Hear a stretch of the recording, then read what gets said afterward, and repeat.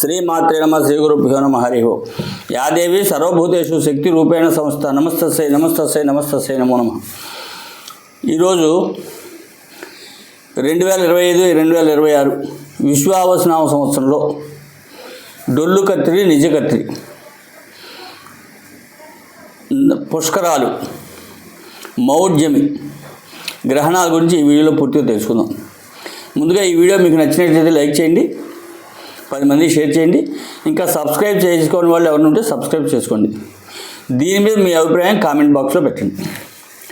ఇకపోతే ఈ సంవత్సరం 4/5/2025 వైశాఖ శుద్ధ అష్టమి ఆదివారం సాయంత్రం 4:44 డొల్లు కత్తిరి ప్రారంభమవుతుంది. దీన్నే చిన్న కత్తిరి కూడా అని కూడా అంటారు. 11/5/2025 వైశాఖ శుద్ధ చతుర్దశి ఆదివారం సాయంత్రం 5:31 నిజ కత్తిరి ప్రారంభమవుతుంది. దీన్ని అగ్ని కత్తిరి అని కూడా అంటారు, పెద్ద కత్తిరి అని కూడా అంటారు. 28/5/2025 జ్యేష్ఠ శుద్ధ విధియ బుధవారం రాత్రి 1:28 కత్తిరి త్యాగం అవుతుంది. అంటే ఇక్కడితో కత్తిరి అయిపోతుంది. కత్తిరి అంటే ఏమి చేయొచ్చో ఏమి చేయకూడదో కూడా తెలుసుకుందాం. మృద్దారు హరకల్మాని వర్జేతు అంటే కర్రలు తో చేసేటటువంటి ఏ పని అయినప్పటికీ కూడా గృహ నిర్మాణానికి సంబంధించి వర్జించవలను అని అర్థం. అంటే గుమ్మాలు ఎత్తడం కానీ, వాసాలు చేయటం కానీ, దూలాలు ఎత్తడం కానీ, మట్టి పనులు కానీ ఇటువంటివన్నీ కూడా ఈ కత్తిరిలో నిషేధించబడినటువంటివి. ఇవి చేయకూడదని అర్థం. ఇకపోతే మౌఢ్యమి 10/6/2025 జ్యేష్ఠ పూర్ణిమ మంగళవారం రాత్రి 2:37 గురు మౌఢ్యం ప్రారంభమవుతుంది. 8/7/2025 ఆషాఢ శుద్ధ త్రయోదశి మంగళవారం పగల 3:18 గురు మౌఢ్యమే త్యాగం అవుతుంది. 30/11/2025 మార్గశీర్ష శుద్ధ దశమి ఆదివారం పగలు 1:50 శుక్ర మౌఢ్యం ప్రారంభము. 13/2/2026 మాఘ బహుళ ఏకాదశి శుక్రవారం ఉదయం 11:37 శుక్రమౌఢ్యం త్యాగం. ఈ గురు మౌఢ్యమి శుక్రమౌఢ్యంలో కూడా వివాహాది శుభకార్యాలు పూర్తిగా నిషేధము. కాబట్టి ఈ కాలంలో అన్నప్రాసన, నామకరణం, డోలారోహణం, క్రయ విక్రయాలు చేసుకో తప్ప వివాహాది శుభకార్యాలకి పనికిరాదు అని అర్థం. ఎందుకంటే గురు శుక్రుల యొక్క బలం ఉండదు కాబట్టి, అస్తంగత్వం చెందుతారు కాబట్టి వాళ్ళ యొక్క బలం ఉండదు కాబట్టి ఈ వివాహాది శుభకార్యాలకి పనికిరావు. అట్లాగే ఈ 2025 కనుక చూసుకున్నట్టయితే మనకి సరస్వతి నది పుష్కరం ప్రారంభమవుతుంది. ఎప్పటి నుంచి ప్రారంభమవుతుందంటే 15/5/2025 నుంచి 26/5/2025 వరకు సరస్వతి నది పుష్కరం ఈ సంవత్సరం. అంటే గురుడు, దేవగురుడు బృహస్పతి మిథున రాశిలో సంచారం చేసేటటువంటి కాలంలో సరస్వతి నది పుష్కరం ప్రారంభమవుతుంది. ఈ సరస్వతి నదికి మనం పుష్కరానికి వెళ్ళాలంటే త్రివేణి సంగమంలో వెళ్ళొచ్చు. త్రివేణి సంగమం అంతర్వాహిని కనపడదు, కానీ అక్కడ సరస్వతి పుష్కరం చేసుకోవచ్చు. అట్లాగే ఉత్తరాఖండ్లో బద్రీనాథ్కి 3 కిలోమీటర్లు ఉన్నటువంటి మానా గ్రామం, అక్కడ సరస్వతి నది ప్రత్యక్షంగా ప్రవహిస్తుంటుంది, అక్కడ చేసుకోవచ్చు. మూడోది రాజస్థాన్లో ఉన్నటువంటి పుష్కర స్థానం. ఈ పుష్కర స్థానానికి విశేషం ఏంటంటే బ్రహ్మగారు స్వయంగా భూమి మీద యజ్ఞయాగాది క్రతువులు చేసినప్పుడు సరస్వతి అమ్మవారు అక్కడికి అంతర్వాహినిగా వచ్చింది. కాబట్టి అక్కడ కూడా మనం ఈ కార్యక్రమం చేసుకోవచ్చు. ఇంకా పుష్కరానికి విశేషం ఏంటంటే భారతదేశం మొత్తం మీద ఉన్నటువంటి ఏకైక బ్రహ్మగారి గుడి పుష్కర స్థానంలోనే ఉంది. ఈ గుడిని కనుక ఒకసారి దర్శించుకున్నట్టయితే కనుక మానవుడి యొక్క జీవన విధానం మారిపోతుంది, ఉచ్చ స్థితికి వెళ్తారని చెప్పి శాస్త్ర ప్రామాణికంగా కూడా ఉంది. కాబట్టి ఉత్తరాఖండ్లో ఉన్నటువంటి మానా గ్రామం, అలహాబాద్ త్రివేణి సంగమం, ప్రయాగరాజ్, అట్లాగే రాజస్థాన్లో ఉన్నట్టు పుష్కరం, ఈ 3 చోట్ల కూడా మనం పుష్కర పిండ ప్రధాన కార్యక్రమాలు, పితృదేవతల కార్యక్రమాలు, పుష్కర స్నానం చేయడానికి అనువుగా ఉంటుంది. పోతే ఈ సంవత్సరం 2025లో 26 విశ్వావసనామ సంవత్సరంలో గ్రహణాలు ఏమిటంటే సూర్యగ్రహణాలు ఇండియాలో కనపడేవి లేవు. 2 చంద్రగ్రహణాలు ఉన్నాయి. ఈ 2 చంద్రగ్రహణాలు కూడా 7/9/2025 భాద్రపద పూర్ణిమ ఆదివారం రాత్రి సంపూర్ణ చంద్రగ్రహణం. ఇది రాహుగ్రస్త చంద్రగ్రహణం. ఇది కుంభరాశిలో శతభిష నక్షత్రంలో పూర్వభద్ర నక్షత్రంలో సంభవిస్తుంది.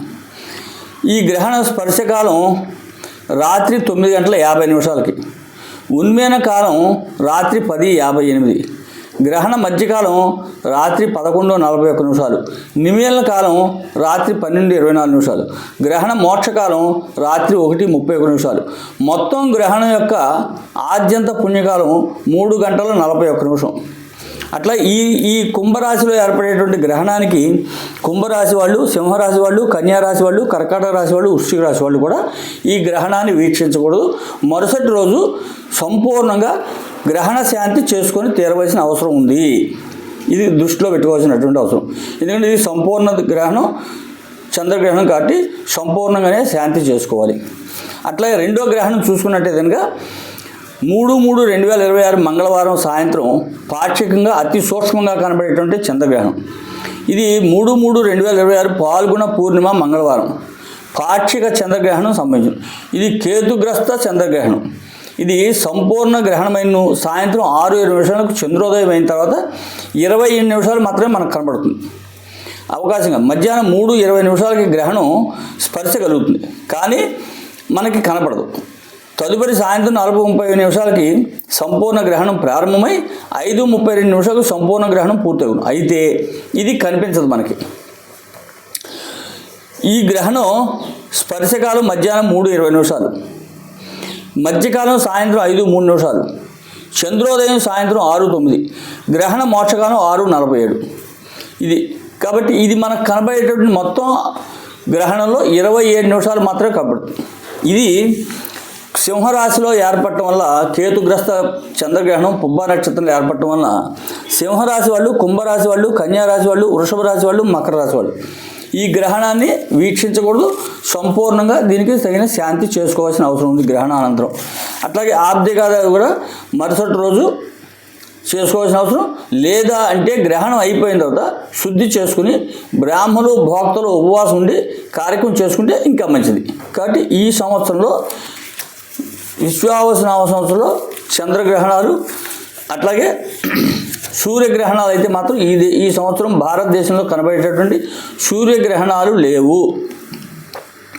పోతే ఇక్కడ ఇంకొక విషయం కూడా చెప్తాను.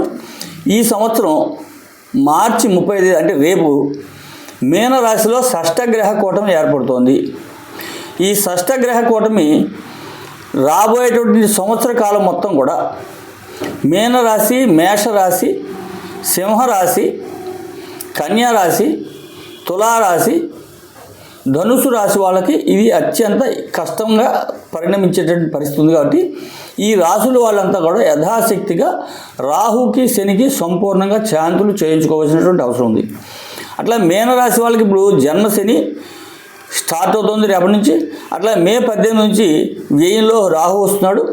అట్లా మీనరాశి వాళ్ళకి ఈ గ్రహణంలో వ్యయంలో చంద్రగ్రహణం పడుతుంది కాబట్టి శతభిష పూర్వభద్ర నక్షత్రాల్లో వీళ్ళు కూడా గ్రహణానంతరం సంపూర్ణంగా శాంతులు చేసుకోవాల్సినటువంటి అవసరం ఉంది. శాంతులు చేసుకుంటే కనుక సుఖంగా ఆయురారోగ్యాలతో ఉండగలుగుతారు. అట్లాగే ఈ విశ్వావసనామ సంవత్సరం అంతా కూడా కొంచెం అస్థిరత్వానికి సంబంధించినటువంటి పరిణామాలు ఎక్కువగా ఉన్నాయి. కాబట్టి ప్రజలంతా కూడా ఆధ్యాత్మిక చింతన, దైవ దర్శనం, సత్సంగాలు, నామ సంకీర్ణంతో మాత్రమే ఈ సంవత్సరం మనం అంతా కూడా సుఖంగా ఉండగలుగుతాం. నిన్న కూడా వీడియోలు ఇదే చెప్పాను.